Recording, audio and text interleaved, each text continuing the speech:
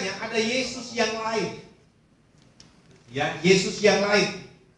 2 Korintus 11 ayat 4. Itu ada di lembaran Anda yang di depan itu.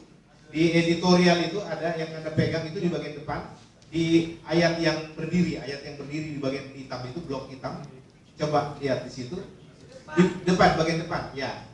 Ibrani 2 Korintus 11 ayat 4. Apa bacanya kalau di situ? Sebab kamu sabar saja jika ada seorang datang memberitakan Yesus yang lain daripada yang telah kami beritakan, dan memberikan kamu roh yang lain daripada yang telah kamu terima, atau Injil yang lain daripada yang telah kamu terima. Bayangkan di zaman Paulus saja sudah ada orang yang berani memberitakan Yesus yang lain. Apalagi di zaman telah matinya semua rasul-rasul ini, bukan lagi ada, tapi banyak Yesus yang lain. Makanya Yesusnya saksi Yehova beda dengan Yesus kita. Yesusnya Tritunggal beda dengan Yesus Alkitab. Yesusnya Al-Quran beda dengan Yesus Alkitab. Yesusnya orang-orang Buddha dan Hindu yang mengatakan dia hanya sebatas mahaguru seperti yang lain juga beda dengan Yesus Alkitab. Yesusnya permalin juga beda dengan Yesus Alkitab. Yesus animisme ada.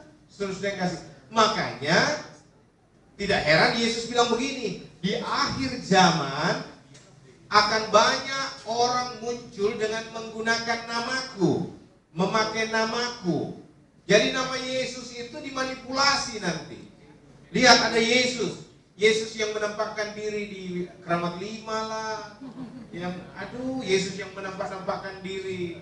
Enggak, saudara-saudara yang kasih dalam Tuhan. Jadi hati-hati. Yang kita percayai hanya Yesus Alkitab lah. Satu-satunya Tuhan dan Allah yang hidup dan yang benar. Amin. Jadi berarti dengan selesainya pelajaran ini, apalagi Pak Donald sudah bilang, kita sudah mengerti ya, jadi tidak ada pertanyaan. Berarti diyakinkan berapa puluh orang Anda hadir malam ini, tidak ada lagi alasan untuk Anda menganut kepercayaan kepada Allah yang satu katanya, tapi 3 pribadinya. Nah, yang bagian akhir saya mau katakan kepada Bapak Ibu saudara-saudara, bahwa, ini dengar baik, banyak orang bilang begini, Tritunggal memang tidak ada di Alkitab secara tertulis. Trinity secara tertulis tidak ada. Tetapi konsepnya ada. Prinsipnya ada katanya. Ya. Saya tanya, buktikan satu ayat saja bahwa konsep tertulisnya ada walaupun istilah Trinity tidak terdapat. Contohnya, tidak ada yang bisa membuktikan itu. Saya balik. Contoh, inkarnasi. Inkarnasi itu secara hurufiah, istilah itu tidak ada di dalam Alkitab. Tetapi secara konseptual ada di dalam Alkitab. Contoh, ya, 1 Timotius 3 ayat 16. Coba buka 1 Timotius 3 ayat 16. 1 Timotius 3 ayat 16. Ini konseptual. Secara hurufiah tertulis. Tapi istilah inkarnasi itu nggak ada. Tapi konsepnya ada. Makanya kita juga bisa menerima inkarnasi sebagai ajaran Alkitab. Apa itu? Coba kita baca sama-sama. Dan sesungguhnya agunglah rahasia ibadah kita. Dia yang menyatakan dirinya dalam rupa manusia. Ini konsepnya yang tertulis. Dia, keagungan rahasia ibadah orang Kristen adalah dia. Dia yang mana ini? Dia yang dijelaskan, yang telah menyatakan dirinya dalam rupa manusia. Menyatakan dirinya dalam rupa manusia itu inkarnasi. Dia yang roh tadinya, terus menyatakan dirinya, membuat dirinya terlihat, menjadi nyata dalam rupa manusia. Ini konsepnya ada, tertulis. Yohanes 1 ayat 1 dan ayat 14. Coba kita baca.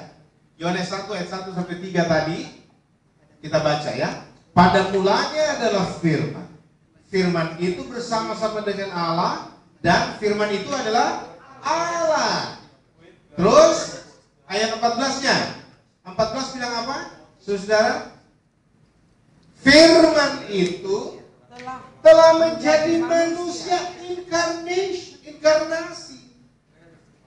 Yang tertulisnya ada konsepnya gitu loh. Walaupun istilah itu nggak ada, tapi Tritunggal istilahnya nggak ada, konsepnya nggak ada. Konsep yang saya maksud apa?